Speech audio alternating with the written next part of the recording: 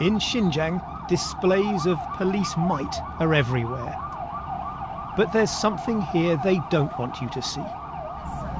Huge fences all around it, look. Behind these blue steel walls in a former school is what China calls a vocational training centre. But it looks more like a prison. Nearby, relatives queue up to visit. From above, the grim details can be picked out. Last year, the school had a football pitch. Today, it's covered with what look like accommodation blocks. Watchtowers are visible. On a corner, just outside the camp fence, we stop to speak to a family. What are you guys doing here?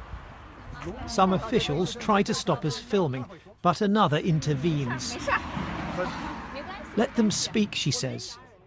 I ask who they're visiting. My dad, he replies. Your dad's in there. Why can't we ask some questions? China denies it is detaining Muslims in Xinjiang. In response to the allegations, state TV has been showing classrooms of supposedly grateful adults willingly undergoing re-education. Without this, I might have followed religious extremists, this woman says. But the BBC has seen new, detailed satellite analysis of dozens of suspected camps across Xinjiang. Few of them look much like schools. This giant compound is surrounded by a high wall with 16 watchtowers. We try to approach the site by car. Look at this. Only to discover that it's being expanded on a massive scale. It's like a city. Then the police block our way. If this really is all about education, then why the effort to stop us getting close? Impressive thing is that the satellite analysts show us a more recent image. It's clear how much the site has grown. everything double. Even more than double.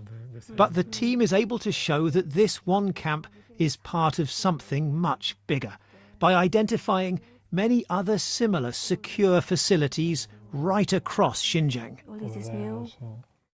Plotting their growth over time shows just how fast they're being built. Satellites see beyond what the human eye can see. As the years pass, we have detected that the number of infrastructures being built increases, and most significantly in the past 2 years.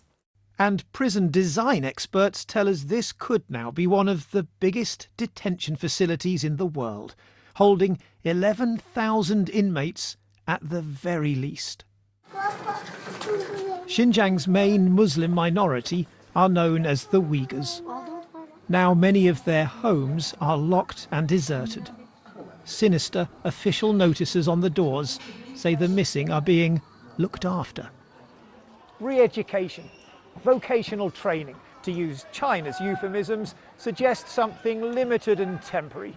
But our evidence shows that the camps and prisons being used for that purpose are large-scale and seemingly permanent. The big question then is, where does all of this end? And the history of mass incarcerations, of course, offers some pretty ominous precedents. From a vegetable field to another one of China's new schools in less than 6 months, complete with watchtowers. We try to film one of them. But once again, while trying to get to the truth, we're asked to leave. John Sudworth, BBC News, Xinjiang.